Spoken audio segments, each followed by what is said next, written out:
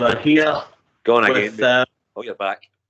With blues rocker Alan Nimmo from Glasgow band King. Good afternoon, Alan. How are you? Good afternoon, Darren. How's it going? Yes, I'm cool. How are you doing? You all right?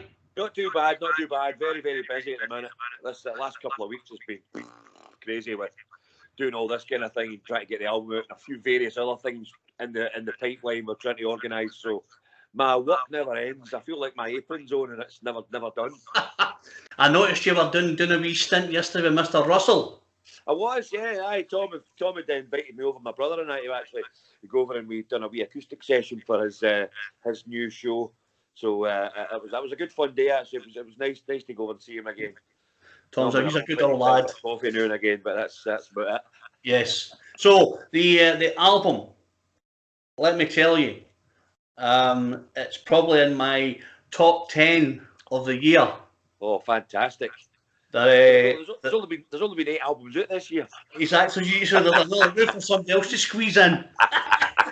But I'll tell you, there's no a bad track on it. Ah, brilliant! Thank you very much. There's not a bad track on it. It's just, it's one of these ones you could just sit it in the background. I'll leave it in the car, and you could just listen to it over and over again.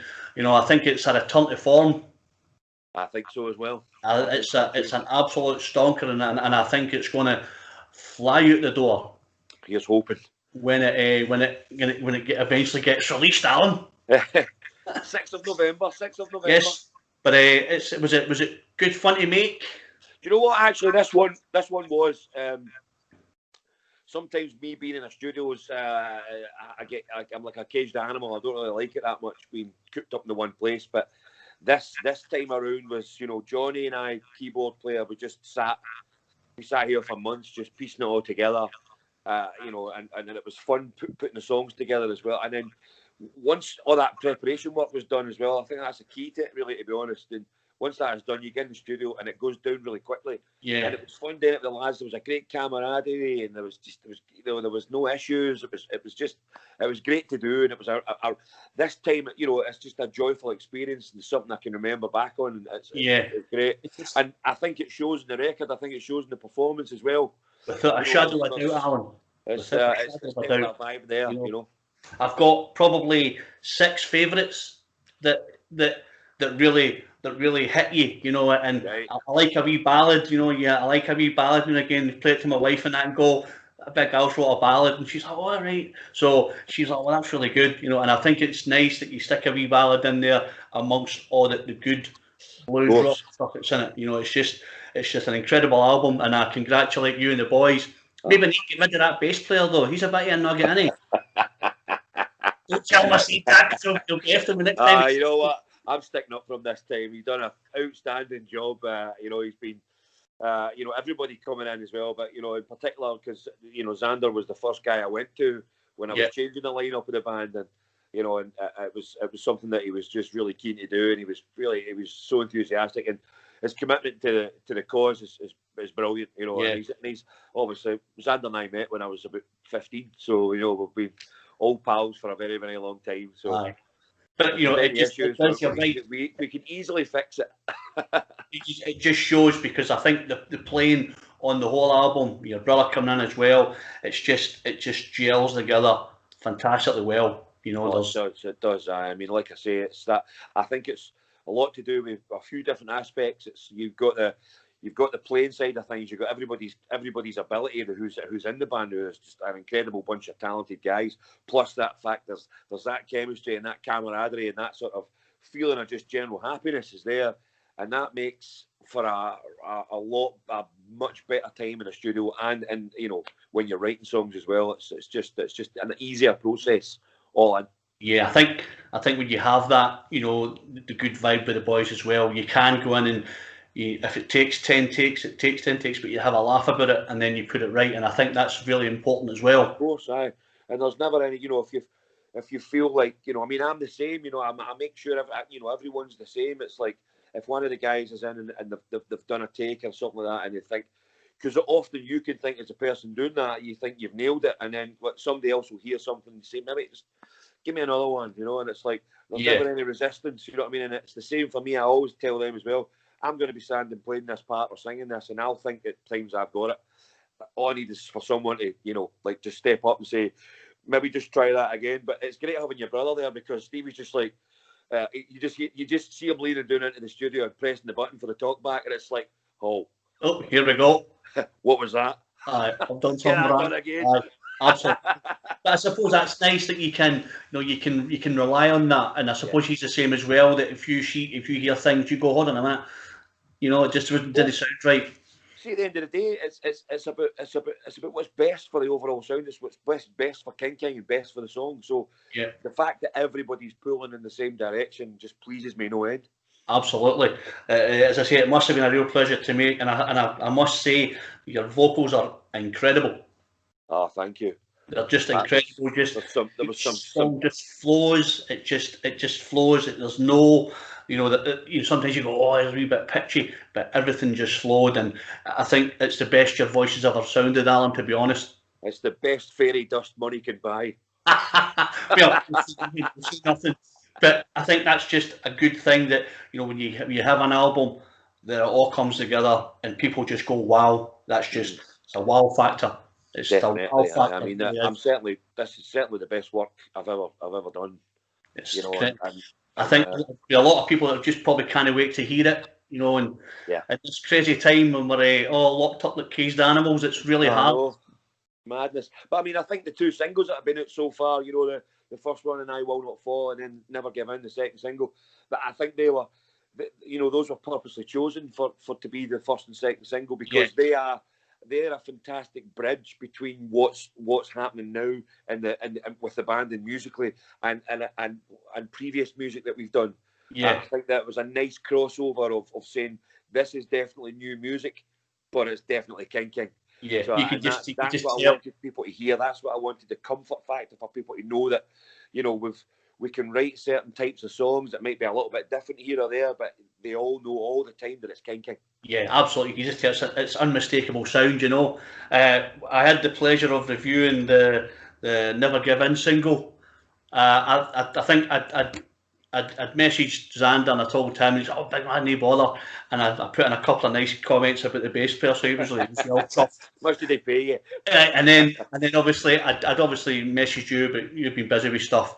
And we stuck it on the website, and it had something like, I think it had something like 11,000 hits, And what kind of pleases us as reviewers and media companies is that when you put something down on paper and somebody has got the time to read that, and then you just see the numbers climbing, you think, wow, it's just people, King fans, blues fans will look at it and go, wow, that sounds incredible. I mean and that's what it's all about, and that's what we're grateful to yourselves, like for guys like yourself. It's because all the exposure that's required, it's great when we get it. It's great. Absolutely. And talking to Xander on that particular song, you know what? It's one of my favourites. It's one of my favourite songs for bass guitar, that Never Give In, because it's just the job he done on it was brilliant. I'm always complimenting on that. Whenever we're sitting having a wee shandy or two, and we always get the album on and we have a listen in, it's always the one I go to because I'm really proud of the job he done on it. And that right there is, like I tell him, that's why you're here. That's why I brought you into the band, because how you when you play like that, it's incredible.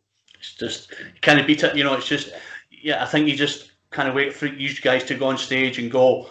And even for me, when I see bands and I've reviewed them and they go on stage, I go, I remember reviewing that and it was just incredible. And I think that's the nice thing for us guys, that we can stand there and look at you guys and go, wow, that was just a fantastic, fantastic album. But obviously, getting back to lockdown and stuff, what's it been like for you and the guys? I know you've been out for a few shandies and that, because you see he's on Facebook and I'm thinking, oh, the boys are out, doing it. We've not been out that often though. It's usually a cry of, I've got an empty. Aye. You've obviously got that dodgy guitar tech with you, I know. I mean, it's been really tough actually. It's in honesty, it's been a bit of a hellish time really. It's been very, very hard, but you know what? We just have to play on. There's nothing anybody can do about this. Yeah. And unfortunately, some of us musician types and in this business have fallen through the cracks in terms of getting help. Just through technicalities and whatnot. So it's been real tough. But you know what, the work doesn't stop. You know, because even though we're not touring, there's a massive amount of stuff to get on with, especially when it's one of those years when you're getting an album out. You know, it might have been a bit different if we hadn't had all this to do, if we hadn't been doing an album this year, and this, you know, might have been a lot of sitting down and like just getting really frustrated. But for myself, it's been just chock a block. Really, it's been really busy.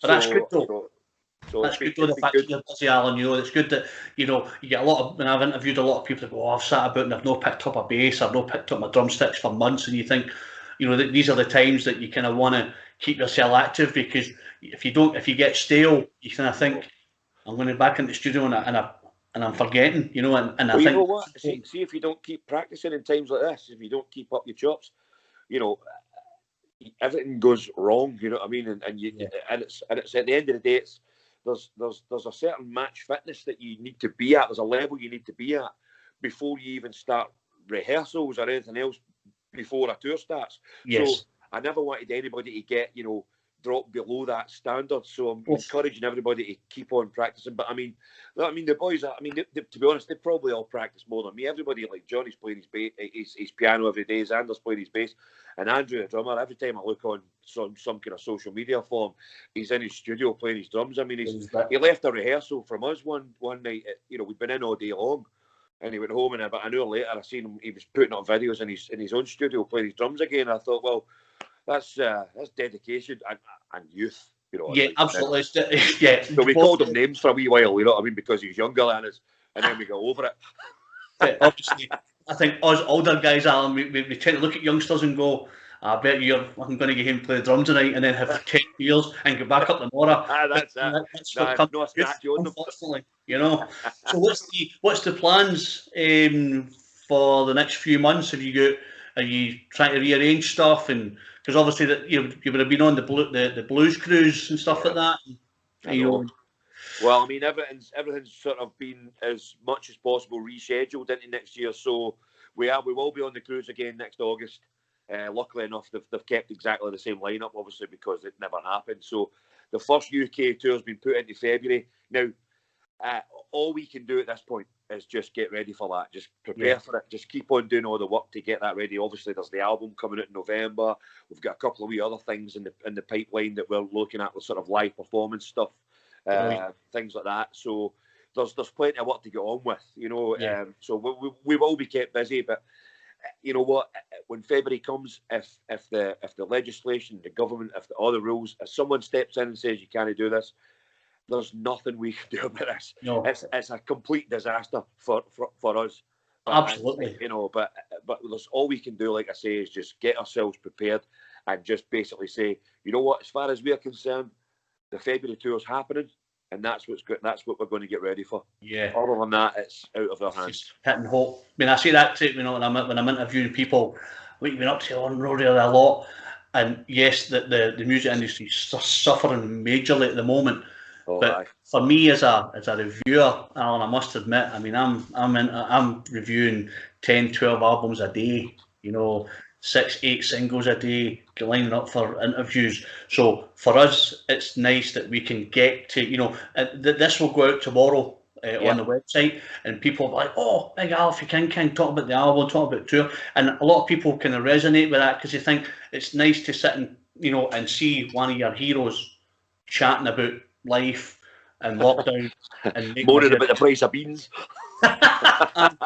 Sitting maybe 2 tins of beans like that. I'm doing my exercise. It's all good, you know. And I think that's a nice thing. That so for us, it's a pleasure that we get to do the reviewing every day, and you know, and we get to, you know, put your album in the top 10. You know, next month when I talk to you, if I see you, I'll be seeing your album slipped into 12 or 13, big man, because another flaggers came out. But you know, and I think it's just you know, it's nice for us to do this and to talk to you guys, because you guys are like us. You're human, you know. People go, "Oh, rock stars, they must be minted, they must be brilliant," but you're a human being sitting in a house going, "I want to be out playing, or I want to be, you know, in the studio, or I want to be, you know, on the road," and it's not possible. Well, that's it. You know, we've got all the same troubles and worries as everybody else. It's not like we get put in a cupboard and kept in there and, you know, encased in gold. You know what I mean? It's like, you know, we've got all the same troubles and hassles that go along with all this nonsense, all this mess. You know, we get if I'd actually go as far as to say that things sometimes can be worse for us because we're getting hee-haw help, you know, we're getting nothing, you know what I mean? There's So no it's money coming in for very, you very guys. difficult, you know. You've got to put the money out there to put the album out, and then it kind of, and it's not meant like this, but it lies in a shelf for a few months because people go, it can't go anywhere, you know, and then you go, fuck, I've spent 3 months in the studio putting this together, and it's lying there gathering dust until November, December, and then when you get the road in February, you know. But I think when people hear it, you know, as I say, we're very lucky that we're one of the chosen few that's been chosen to review it for you, Alan. I think when people get to hear it, they'll be blown away by the awesomeness. I've got everything crossed for that, you know, and I think, you know, like I say, I'm so proud of the album. I'm really happy with how it turned out.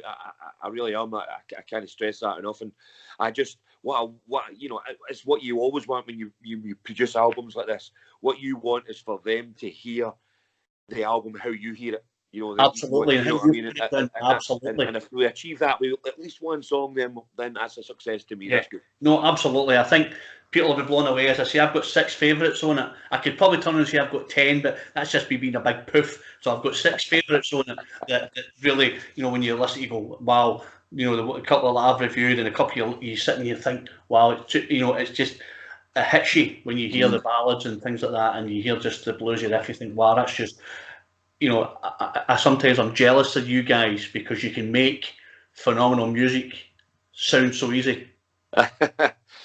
Well, you see, that's the trick to it. You make it sound easy, and it's no easy. No, it's not see, I've easy. always said that, you know, if something musically it pokes out at you where it's not really supposed to, then it's not right. But if it all goes right past you and all you hear is the song, then you've done the right job. You've hit the sweet spot, because you can think it's flowing and it sounds great and it feels great. Let's put that to bed. And I think that's, you know, as I say, when you listen to the album, I listened to it twice and then I listened to it and then I reviewed it. So obviously I did, you know, I do my bit where I sit with a glass of wine and I just sit and chill out. Of course. And then I go, wow. And then you listen to it again, you think, wow, that's amazing. And it's just, you know, when you get the feel of it, and I don't know whether it's the wine, you think, possibly. It's better with a glass of wine. I'm not sure, but you kind of think to yourself, it just flows really well. And it just, you know, you think, wow, it just, I can't wait for people to get out there and hear it. So, as I say, congratulations on that, Al, because it's just a phenomenal album, mate. Oh, thanks, Darren. Cheers, that's appreciated. So, hopefully we'll get to see you in February. Hopefully I'll come along with my wee notepad, maybe get a chat and get a beer. Maybe get Xander to buy a couple of swallies, because you know he's a bit tight, that boy. Do you know? There's no drinking on tour for the King boys. No. We do all when we get home, all when it's finished. We'll have a gigantic night out when the tour's finished. But no, we generally have a policy of a strict no boozing policy on the road. I think that's a nice thing because it keeps you sharp. You know, it keeps you. Well, at the end of the day, we're here to entertain. I know, you know, it's what we are providing is your night out. You know what I mean. So we want to put on a great show for everybody, and you know what? And it takes, you know, you're on the road for maybe 4 to 6 weeks. So what? You've got the rest of the time. We've got months after that to go and have a party. And I think sometimes what happens if it's one bad performance, people go, I went to Wolverhampton the other night and I seen King. My God, they were awful. And it could be, you know, somebody said a bad day and you think you don't want to be like that, you know? Definitely not. And we're all old and knackered, so we're going to have bad days anyway. So the last thing we need is a hangover and tap it. Alan, we're all getting there. Jesus. You kind of think to yourself, you know, I'm 53 and you think, Christ, life is just keeping up with you. You're 53 years of age and you still want to go out for a swally and all that, and you think you're only 53 years young. That's what it is. Well, you're right, Alan. I'm 53 years young. Probably my body doesn't tell me that, but it is what it is. So, as I say, hopefully we'll get to see you in February. Yeah. And I wish you every success with the album. It's going to be a stonker when it comes out. It's been a real pleasure to chat to you. We could probably sit and chat all day, but obviously I've got a tea to make, so I'm a busy man. I'm the same, man. I've got pasta to put on here and a glass of wine to get, dude. Sit and listen to him. Can he beat a glass of Red Al? You know that anyway. Of course. I'm hoping to see you soon at some point. You know, maybe a lockdown gig or whatever. We'll have a wee chat. Absolutely. It's an absolute pleasure to chat to you, Alan. Give my best to the boys. Tell them that I gave the album a rave review. Bit of dodgy bass playing in that, but you know, it is what it is. I'm sure you might hear from him yourself after that. If you listen tomorrow, we're going, that big bastard, fucking my bass playing. It's just a phenomenal record. I wish you success with it, Alan. When it comes out, as I say, I'll probably maybe another single coming out off it. I'll review it and I'll give you my best effort. Beautiful. And I'm hoping to see you soon, mate. You take care. All the best, Darren. Cheers for that, mate. This is Darren for Jace Media with Alan Nimmo from King saying, Alan, a pleasure for your time. I wish you all the best for the future, and hopefully we'll see you in February on the road. Thank you very much, Darren. Cheers, mate. All the best. Take care, buddy. Thank you, Alan. Cheers.